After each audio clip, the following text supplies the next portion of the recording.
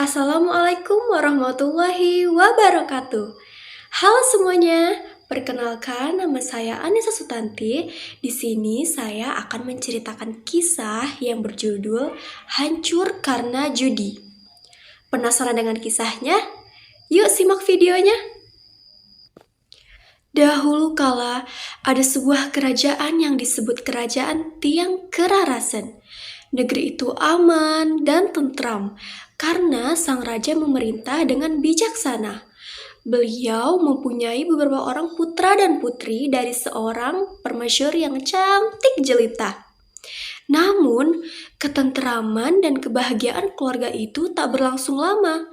Pada suatu hari, raja berjalan-jalan dengan menunggang kuda kesayangannya. Di tengah perjalanan, ia bertemu dengan seorang gadis yang cantik jelita. Setelah berkenalan, raja mengajak gadis itu pulang ke istana. Gadis itu selain cantik, ternyata mempunyai perangai yang lembut dan tutur kata yang halus. Raja jatuh cinta dan menikahi gadis tersebut. Tindakan raja ini ditentang oleh permaisuri dan putra-putrinya. Namun, raja terlalu mencintai gadis itu. Setelah beberapa bulan berlalu, gadis yang telah menjadi istri muda raja itu pun hamil. Permaisuri dan putra-putrinya makin marah. Mereka betul-betul menunjukkan sikap benci kepada raja.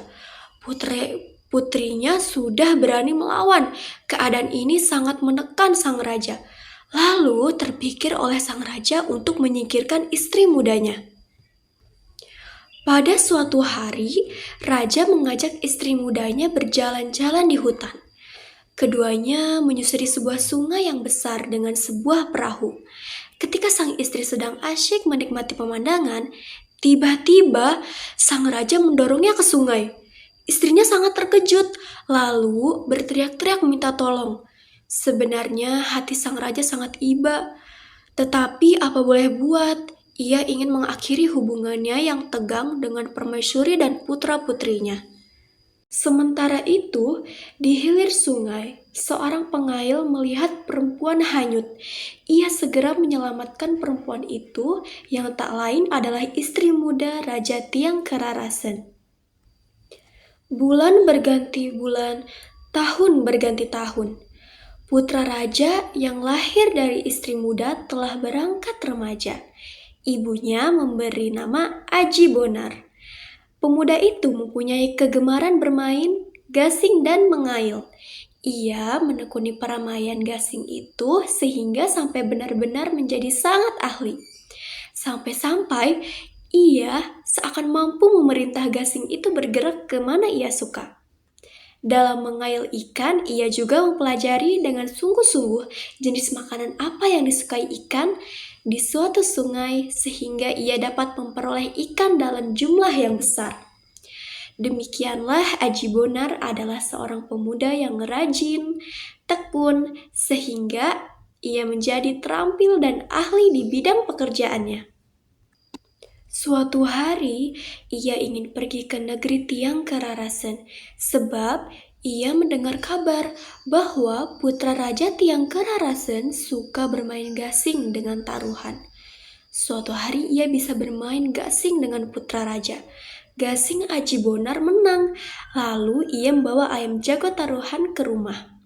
Kemenangan gasing Aji Bonar ini membuat putra raja makin penasaran. Lalu ia bertaruh yang lebih besar lagi. Begitulah taruhan itu terjadi berulang-ulang. Dari taruhan yang kecil-kecil sampai taruhan sebuah rumah yang besar lengkap dengan isinya. Pertandingan ini pun dimenangkan Aji Bonar. Kekalahan putra raja yang terus-menerus ini tidak membuatnya jera. Justru ia makin penasaran dan bertekad harus dapat mengalahkan gasing Aji Bonar. Memang, putra raja ini sudah gelap mata. Ia maunya ingin mendapatkan sesuatu dengan mudah tanpa usaha keras. Jadi, ia lebih suka bertaruh atau berjudi. Padahal, ia tidak terlalu begitu ahli dalam bermain gasing. Ia tak pernah serius mempelajari sesuatu seperti Aji Bonar.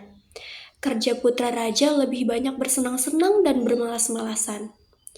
Ia begitu mendendam kepada Aji Bonar. Selama beberapa hari, ia mengundang ahli bermain gasing ke istana. Ia belajar sampai dianggapnya benar-benar mahir. Tapi belajar sudah usia remaja pasti tak akan sebaik Aji Bonar yang belajar ilmu permainan gasing semenjak masih kecil.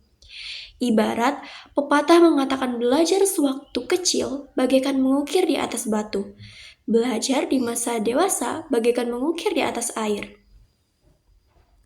Suatu hari, setelah merasa betul-betul mahir, Putra Raja mengumpulkan seluruh rakyat negeri Tiang Kerarasen di gelanggang permainan gasing. Tidak lupa, ia mengundang sang raja ayahnya. Setelah semua berkumpul, Putra Raja berseru, "Hai rakyatku, hari ini aku mempertaruhkan negeri ini beserta isinya kepada si Aji Bonar. Jika ia kalah, ia akan mengembalikan seluruh kemenangan yang diperoleh dariku. Jika aku yang kalah, maka negeri ini akan kuberikan kepadanya. Ia akan memerintah seluruh negeri ini. Apakah kalian setuju?" "Setuju," jawab yang hadir serentak. Tak lama kemudian pertandingan dimulai. Seluruh hadirin bersorak-sorai menjagoi pilihan masing-masing. Gasing Aji Bonar berputar-putar gesit sekali dan dengan cepat mematikan gasing Putra Raja. Sorak-sorai gemuruh menyambut kemenangan gasing Aji Bonar. Hari itu juga Aji Bonar menjadi raja negeri itu.